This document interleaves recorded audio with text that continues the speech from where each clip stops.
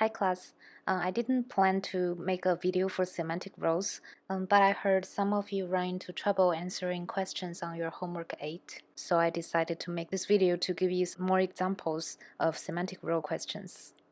Before watching this video or attempting your homework 8, you should have already read the part in your textbook about semantic roles.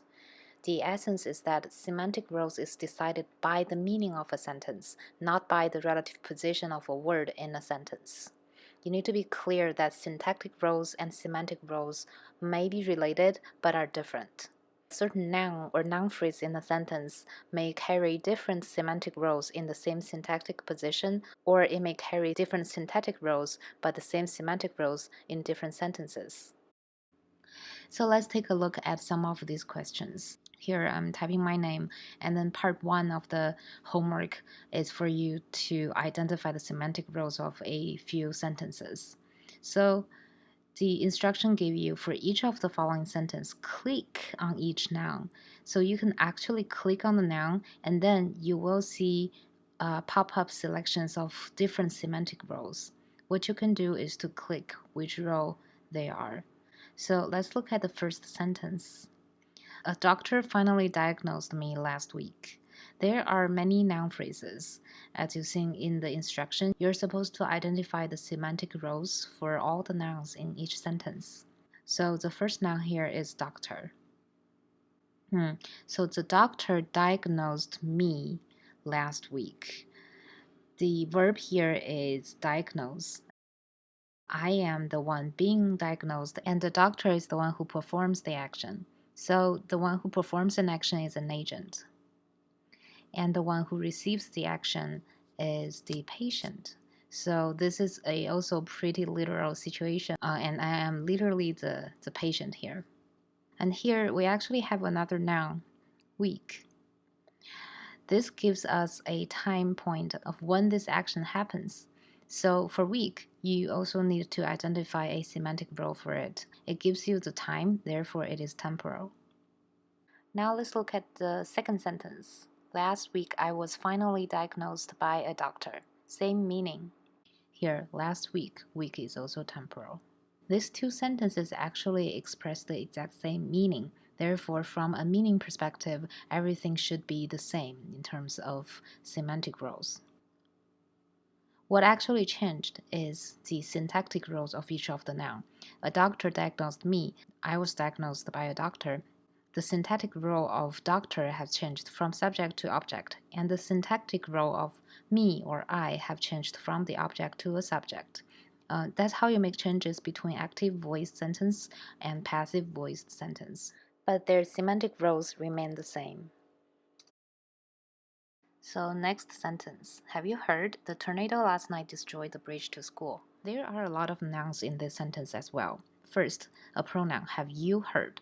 So you here did not do anything. You did not do any physical action. The verb that you are related to is heard. And heard is a sense that we could perform without actually performing any physical action. Therefore, according to the definition, you is just an experiencer. You're experiencing the hearing. This is something you can just be there and experience.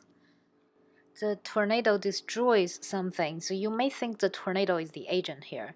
But we also have a semantic role called cause, and cause is a natural force that causes the change of state. The difference between an agent and a cause is volition. Usually, an agent does something with volition, but cause is just a natural force. It doesn't do something, destroy something willingly. So here, the tornado is actually a cause. The bridge is being destroyed. This is the patient of the action destroy. Night gives you the time, temporal. And to school gives you a location, so that's locative. Temporal and locative is usually pretty easy to tell. The next sentence. The teacher thinks we should draw trees in pencil. So the teacher is the one who thinks. So the word think indicates that the teacher is just experiencing a mental sensation or intellectual activity. It doesn't necessarily require physical activity. Therefore, the teacher is just an experiencer. We should draw trees in pencil. We are the one who draw trees. So we here also pronoun, but it is performing an action, so it is the agent. Trees are being drawn, so trees are the patient of the action draw.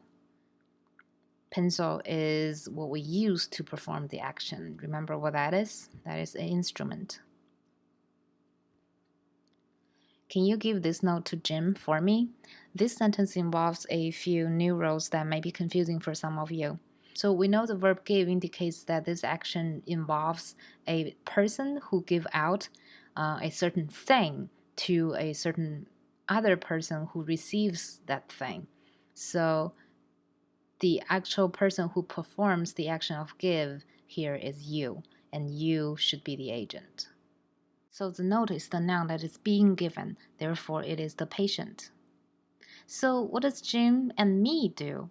So remember we have two other semantic roles. One is called recipient and one is called benefactive.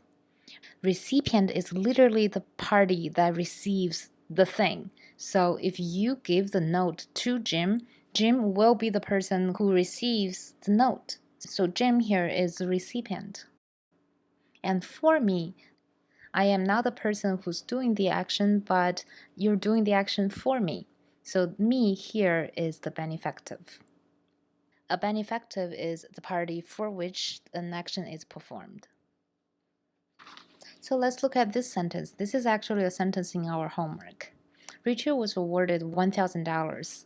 So in this sentence, it is interesting that we don't necessarily know the whole picture of this action, awarding. Rachel here is likely to be the recipient of the money, and the action awarding was performed by someone, but that someone is not in this sentence, therefore we don't have an agent.